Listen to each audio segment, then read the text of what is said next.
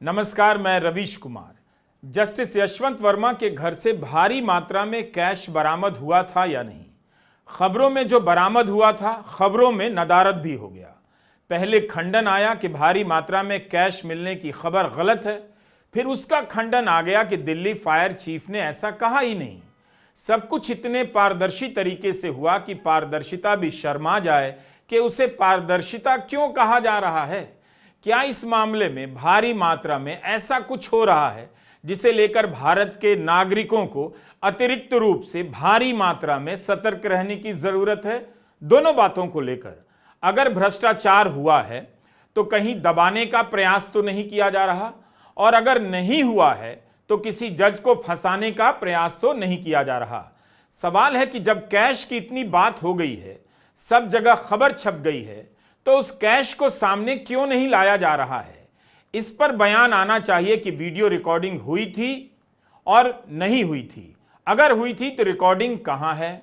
Video recording हुई या नहीं हुई, इसका कैश से कोई संबंध नहीं। अगर कैश बरामद हुआ है तो वो कहां है?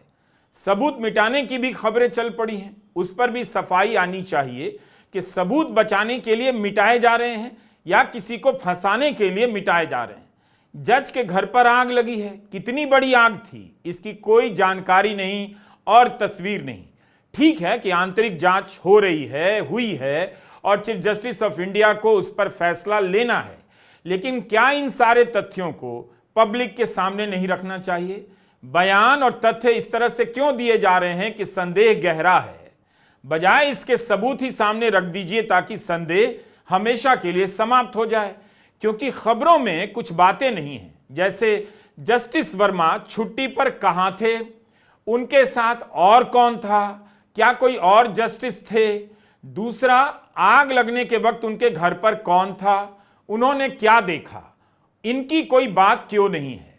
उम्मीद है आप इस वीडियो को अंतिम मात्रा तक देखेंगे, यानी जब तक समाप्त नहीं हो जाता। सीट बेल्ट कस लीजिए, क्योंकि भारी मात्रा में बरामद कैश को दबाने या अफवाह बताने के इस प्रसंग को लेकर भारी मात्रा में सवाल उठने लगे हैं। इसलिए हमें भी भारी मात्रा में दूसरी बार लंबा वीडियो बनाना पड़ रहा है। 21 मार्च के टाइम्स ऑफ इंडिया में इसकी खबर सबसे पहले छपी थी।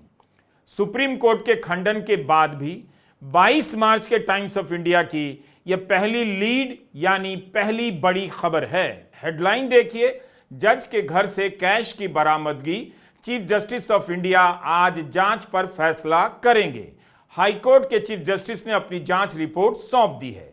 इस खबर की पहली लाइन इसी तरह से शुरू होती है कि दिल्ली हाईकोर्ट के जस्टिस वर्मा का इलाहाबाद हाईकोर्ट में तबादले के फैसले के अगले दिन भारत के प्रधान न्यायाधीश संजीव खन्ना ने दिल्ली हाईकोर्ट के चीफ जस्टिस DK उपाध्याय से जांच रिपोर्ट प्राप्त की। जस्टिस वर्मा ने शुक्रवार को कोर्ट का संचालन नहीं किया, लेकिन इसी टाइम्स ऑफ इंडिया की पहली खबर के ठीक बगल में छपी यह खबर भी देखिए। लिखा है 2018 में जस्टिस यशवंत वर्मा का नाम CBI की एक FIR में आया। CBI के अलावा ED के ECIR में भी आया। यूपी के गाजियाबाद के सिंभावली चीनी मिल द्वारा कथित रूप से बैंक फ्रॉड का यह मामला था। 2012 से पहले का मामला है। अक्टूबर 2014 में इलाहाबाद हाईकोर्ट में जज बनाए जाने से पहले जस्टिस वर्मा इसी चीनी मिल के गैर कार्यकारी निदेशक थे।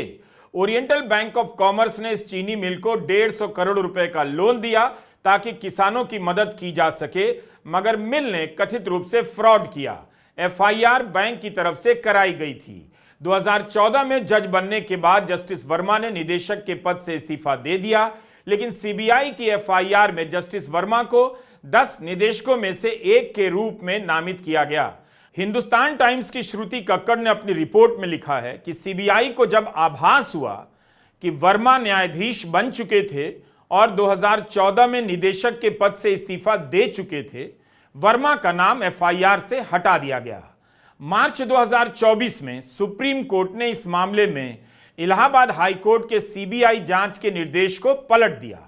3 जजों की बेंच थी, justice DY Chandrachud, justice Pardiwala और जस्टिस मनोज मिश्रा।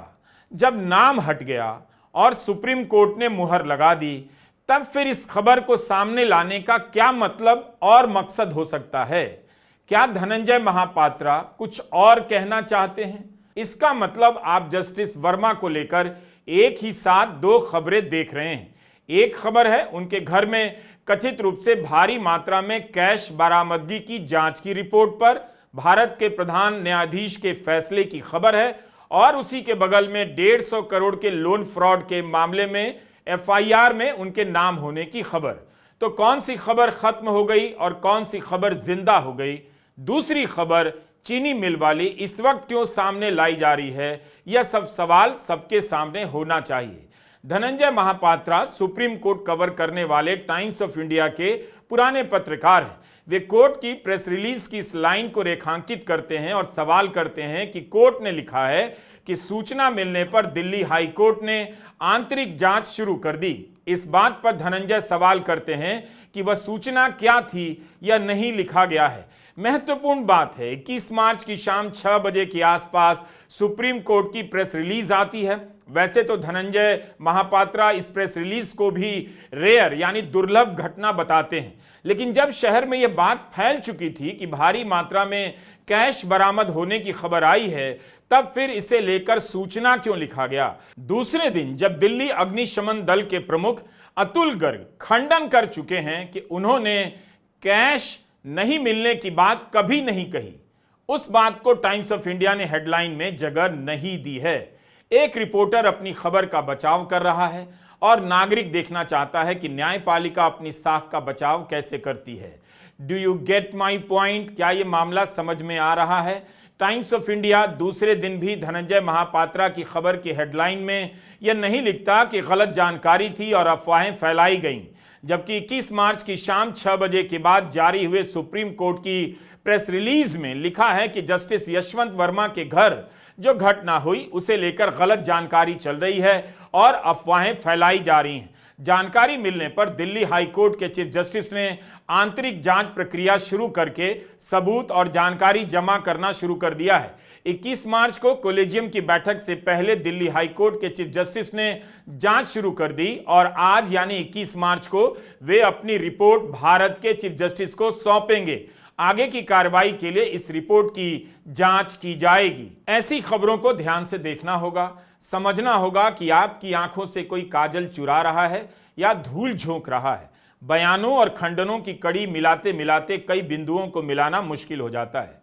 एक बात समझ में नहीं आई, सुप्रीम कोर्ट का बयान शाम 6 बजे के आसपास आता है जिसमें कहा जाता है कि दिल्ली हाई कोर्ट के चीफ जस्टिस तथ्यों की जांच कर रहे हैं, वे अपनी रिपोर्ट सुप्रीम कोर्ट को देंगे। लेकिन सुबह के वक्त ही 21 मार्च की बात कर रहा हूं, बार एंड बेंच पर एक रिपोर्ट आती है। लिखा जाता है कि 21 मार्च की सुबह 11:30 बजे के आसपास दिल्ली हाई कोर्ट के वरिष्ठ वकील अरुण भारद्वाज ने हाईकोर्ट के चीफ जस्टिस देवेंद्र उपाध्याय की बेंच के सामने कहा कि वे इस घटना से चिंतित हैं। बार एंड बेंच ने लिखा कि अरुण भारद्वाज के इस बयान पर चीफ जस्टिस ने कहा वे भी चिंताओं से अवगत हैं। चीफ जस्टिस ने तो यही कहा कि वे चिंताओं से अवगत हैं। उन्हें किस चीज की चिंता थी? भारी मात्रा में कैश मिलने की चिंता थी या भारी मात्रा में कैश मिलने की अफवाह को लेकर चिंता थी? अगर यह बात अफवाह थी तो इतनी देर क्यों लगी खंडन करने में? जस्टिस वर्मा ने कोर्ट से छुट्टी क्यों ली? अब आते हैं दिल्ली अग्निशमन विभाग के खंडन की खबर पर। समाचार एजेंसी पीटीआई से खबर जारी होती है कि अग्निशमन विभाग के चीफ अतुल गर्ग ने कहा है कि कैश मिलने की बात गलत है। बाकायदा उनका नाम था, सभी जगह हेडलाइन छप जाती है कि फायर डिपार्टमेंट के चीफ ने कहा है कैश नहीं मिला है। लेकिन यह सब छप जाने के बाद अतुल गर्ग का खंडन भी आता है कि उन्होंने ऐसा बयान नहीं दिया। तो क्या पीटीआई ने खुद से खबर बना दी या अतुल गर्ग को ध्यान आया कि जिस मामले की जांच दिल्ली हाईकोर्ट के चीफ जस्टिस कर रहे हैं उस मामले में वे मीडिया में कैसे बोल रहे हैं? नहीं बोल सकते। कई बार ऐसी बातों का ध्यान बाद में आता है। 14 मार्च के दिन जस्टिस वर्मा के घर आग लगी और 7 दिनों के बाद फायर डिपार्टमेंट के चीफ अतुल गर्ग का बयान छपता है और फिर खंडन कर देते हैं कि उनका बयान नहीं था। इस पर कांग्रेस के प्रवक्ता पवन खेड़ा ने एक सवाल किया है कि लगता है ईडी सीबीआई से बेहतर काम फायर डिपार्टमेंट वाले करने लगे हैं। पवन खेड़ा लिखते हैं कि नए भारत में ईडी या सीबीआई की जगह अब फायर ब्रिगेड भ्रष्टाचार का पर्दाफाश कर रही है। एक आम आदमी आईटी रिटर्न ना भर पाए तो उससे पूछताछ होती है, नोटिस आता है, जवाब ना दे पाए तो जेल की हवा खानी पड़ती है। लेकिन अगर किसी बड़े जज के घर में 15 करोड़ कैश मिले तो उसे ट्रांसफर कर दिया जाता है। मजाक तो यह है कि इन्हीं जज साहब से अब उत्तर प्रदेश की जनता न्याय मांगने जाएगी। 15 करोड़ कैश की बात आई कहां से? सुप्रीम कोर्ट की प्रेस रिलीज में राशि की बात नहीं है, 15 करोड़ नहीं लिखा है और यह भी नहीं लिखा है कि पैसा मिला है। सिर्फ यह लिखा है कि सूचना मिली है, उस पर जांच हो रही है। यह बात फिर कहां से आ गई कि 15 करोड़ की राशि है? क्योंकि इलाहाबाद हाईकोर्ट के बार एसोसिएशन की तरफ से बाकायदा प्रेस रिलीज जारी कर दी गई और उसमें 15 करोड़ की बात लिख दी गई। हमने अपने 21 मार्च के वीडियो में केवल भारी मात्रा लिखा था, 15 या 20 करोड़ नहीं लिखा था। इलाहाबाद हाईकोर्ट के बार एसोसिएशन के अध्यक्ष अनिल तिवारी मीडिया से बात करते हैं, कहते हैं कि जस्टिस वर्मा के घर से 15 करोड़ मिला है। उन्होंने तो यह भी कह दिया कि आम कर्मचारी के घर 15 लाख मिले तो जेल चला जाए ऐसे मामले में, लेकिन इतना पैसा मिले तो आप इलाहाबाद हाईकोर्ट भेज देते हैं। इलाहाबाद हाईकोर्ट कूड़े का डब्बा नहीं है। अगर उनका तबादला इलाहाबाद हाईकोर्ट किया गया तो वकील विरोध करेंगे, कोर्ट का काम बंद कर देंगे। इसलिए यह मामला न्यायपालिका का एक और बार इम्तिहान ले रहा है। जस्टिस वर्मा का भी 5 साल से अधिक का कार्यकाल है। अक्टूबर 2021 में दिल्ली हाईकोर्ट आए। दिल्ली हाईकोर्ट में नंबर 2 के पोजीशन पर बताए जाते हैं। इलाहाबाद हाईकोर्ट में उन्हें 9वें नंबर पर भेजा जा रहा है। क्या यह आम प्रक्रिया है तबादले की?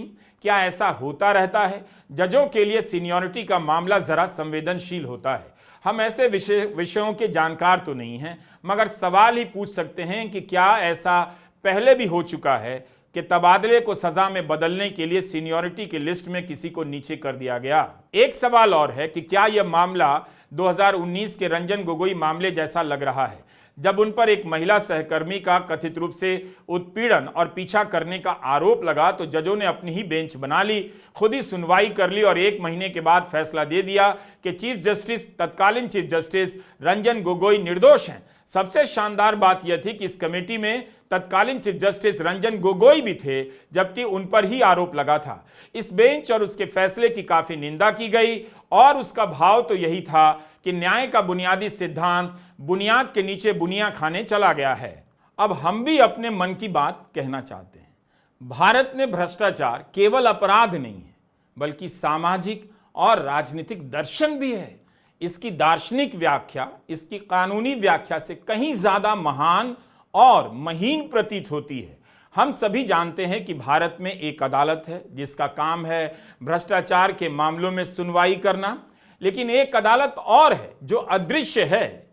इस अदालत में भ्रष्टाचार ही जज है, भ्रष्टाचार ही वकील है, भ्रष्टाचार ही आरोपी है, भ्रष्टाचार ही मिलकर भ्रष्टाचार से सवाल करता है, भ्रष्टाचार ही सबूत देता है और भ्रष्टाचार ही फैसला करता है कि भ्रष्टाचार नहीं हुआ और फिर भ्रष्टाचार को अफवाह घोषित कर दिया जाता है। न जाने कितनी जगहों पर जस्टिस यशवंत वर्मा की तस्वीर छप चुकी है और भारी मात्रा में कैश मिलने की खबर भी। अगर जज पर संदेह किया जा रहा है तो इस संदेह को जगह मिलनी चाहिए कि कहीं उन्हें फंसाया तो नहीं जा रहा। लेकिन जस्टिस वर्मा खुद एक सक्षम व्यक्ति हैं। उन्हें किसी तरह से अपनी बात प्रेस के सामने अब रखनी पड़ेगी, क्योंकि नुकसान तो उनकी साख को हो रहा है। 2018 की जनवरी में सुप्रीम कोर्ट के 4 वरिष्ठ न्यायाधीश बाहर आ गए, प्रेस कॉन्फ्रेंस करने लग गए। इनमें रंजन गोगोई भी थे, जो आगे चलकर चीफ जस्टिस ऑफ इंडिया बनते हैं, फिर राज्यसभा के सांसद मनोनीत होते हैं।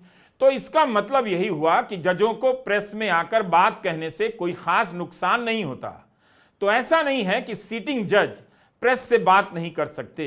और यह भी नोट करना चाहिए कि बीजेपी के आईटी सेल के चीफ अमित मालवीय जस्टिस वर्मा की खबर को लेकर ट्वीट कर रहे हैं। ग्रॉक से पूछा गया कि भारत में सबसे ज्यादा नापसंद किया जाने वाला कौन सा अकाउंट है जो गलत और नफरती खबरें फैलाता है, तो ग्रॉक ने अमित मालवीय का नाम लिया। इसलिए यह मामला इतना सीधा सपाट नहीं लगता।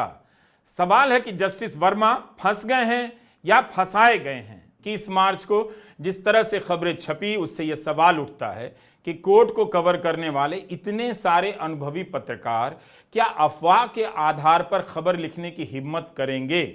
क्योंकि इस खबर में एक अफवाह नहीं है, कई सारी अफवाहें हैं। जैसे घर में आग लगने पर एक कमरे में भारी मात्रा में कैश का मिलना, उसका वीडियो बनाया जाना, दमकल कर्मी का वरिष्ठ अधिकारी को बताना, फिर बात चीफ जस्टिस तक पहुंचना, चीफ जस्टिस का कोलेजियम की बैठक बुलाना, अंतरिम जांच का आदेश देना, जस्टिस वर्मा का तबादला इलाहाबाद हाईकोर्ट कर देना, दमकल विभाग के प्रमुख का कैश मिलने वाली बात का खंडन करना और फिर कहना कि बयान उनका नहीं। इतनी सारी अफवाहें किसने फैला दी और कैसे फैल गई? सेम टू सेम अफवाहें अलग अलग अखबारों के पत्रकारों तक कैसे पहुंची?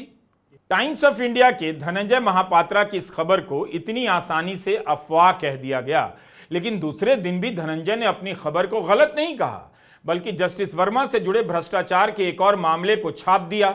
धनंजय महापात्रा लंबे समय से कोर्ट कवर करते हैं। क्या वे इतनी आसानी से अफवाहों के फेर में फंस जाएंगे? हम नहीं जानते, मगर सवाल उठाना चाहते हैं। खबरें कई बार गलत हो जाती हैं, गैर इरादतन भी, लेकिन दूसरे दिन की खबर नहीं बताती कि धनंजय महापात्रा ने अभी यह स्वीकार किया है कि उनसे कोई बड़ी गलती हुई है। ना टाइम्स ऑफ इंडिया ने अपने रिपोर्टर की खबर से दूरी बनाई है। यही नहीं, धनंजय महापात्रा की रिपोर्ट छपने के बाद 21 मार्च को दूसरे पत्रकार भी इस खबर को छापने लग जाते हैं। इंडियन एक्सप्रेस के अनंत कृष्णन जी, बार एंड बेंच की गीति प्रताप और देबायन रॉय ने भी इस मामले से जुड़ी खबरें लिखी। क्या उन्होंने भी अफवाह को खबर बनाया? हिंदुस्तान टाइम्स के उत्कर्ष आनंद ने भी सूत्रों के आधार पर यही रिपोर्ट किया कि कोलेजियम की बैठक हुई है, जस्टिस यशवंत वर्मा के घर एक कमरे से भारी मात्रा में कैश मिला है। यह मामला न्यायपालिका की अग्नि परीक्षा है। देश देख रहा है कि इस मामले को पारदर्शिता के साथ निपटा जा रहा है या पर्दा डालकर निपटाया जा रहा है। एक तरफ लिखा है तबादला इंक्वायरी से स्वतंत्र है, लेकिन लाइव लॉ ने सुप्रीम कोर्ट के प्रेस नोट पर लिखा है कि इससे 3 बातें स्पष्ट हो जाती हैं। एक, ये कि दिल्ली हाईकोर्ट ने कोलेजियम की बैठक से पहले ही जांच बिठा दी थी। दूसरी बात यह कि जांच पूरी होने तक जस्टिस वर्मा का दिल्ली हाईकोर्ट से तबादला किया जा रहा है, क्योंकि उनकी मौजूदगी से जांच की प्रक्रिया प्रभावित हो सकती है। तीसरी बात यह है कि तबादले पर कोलेजियम ने अलग अलग लोगों से राय मांगी है। तथ्य क्या है, सबूत क्या है, अदालत ही जाने। लेकिन जिस तरह से केस को लेकर मीडिया में अलग अलग समय पर जानकारी आई है, उससे और मामला बिगड़ा है। संदेह दूर होने के बजाय गहरा ही हुआ है। 21 और 22 मार्च को जिस तरह से खबरें छपी हैं, हमने उसी से कड़ियां खोज कर अपने सवालों को जोड़ा है। 21 मार्च को एक पूर्व जज एसएन ढींगरा का बयान आता है। जस्टिस ढींगरा कहते हैं कि मेरी राय में एफआईआर तुरंत दर्ज होनी चाहिए थी। एफआईआर के बाद सुप्रीम कोर्ट को आगे की कार्रवाई की अनुमति देनी चाहिए थी। उसके बाद सुप्रीम कोर्ट को एक्शन लेना चाहिए था, या तो तबादला करना चाहिए था या महाभियोग की प्रक्रिया शुरू करनी चाहिए थी। हमारा सवाल है कि कैश था या नहीं। इसकी पुष्टि होने में 14 मार्च से 22 मार्च क्यों हुआ? सूत्रों के हवाले से लिखा गया कि 20 मार्च को दिल्ली हाईकोर्ट के चीफ जस्टिस ने जांच शुरू की, तो इतना समय क्यों लगा? घटना के अगले ही दिन क्यों नहीं जांच हुई? अभी यह भी जानना बाकी है कि दिल्ली हाईकोर्ट के चीफ जस्टिस के पास जानकारी कब पहुंची कि भारी मात्रा में कैश मिला है, और उनकी जांच का क्या निष्कर्ष है। एक और बात समझने की है, यह मामला न्यायपालिका की कमजोरी को उजागर करता है। तो इसमें फायदा किसका हो रहा है? जाहिर है सरकार का होता दिख रहा है। सरकार के लिए यह सबसे अच्छा अवसर होता है कि न्यायपालिका की साख कमजोर हो जाए, ताकि वह सुधार करने के बहाने उसमें हस्तक्षेप देने की संभावनाएं बढ़ा ले। सुप्रीम कोर्ट के वकील संजय हेगड़े की इस बात को ध्यान से सुनिए। इस कहानी का अंजाम कुछ भी हो, संजय लिखते हैं और आगे कहते हैं कि एक जज के घर पर आग की तरह घटना को जिस तरह से हैंडल किया गया, वह न्यायपालिका के लिए जनसंपर्क का सार्वजनिक पतन है। न्यायपालिका को अपनी संचार व्यवस्था दुरुस्त करनी होगी, अच्छा एक्सपर्ट लाना होगा, ताकि ऐसे तथ्य रखे जाएं जिन्हें लेकर विवाद ना हो और अनावश्यक अटकलें ना फैलने लग जाएं। इस समय तो कार्यपालिका ठठाकर हंस रही होगी।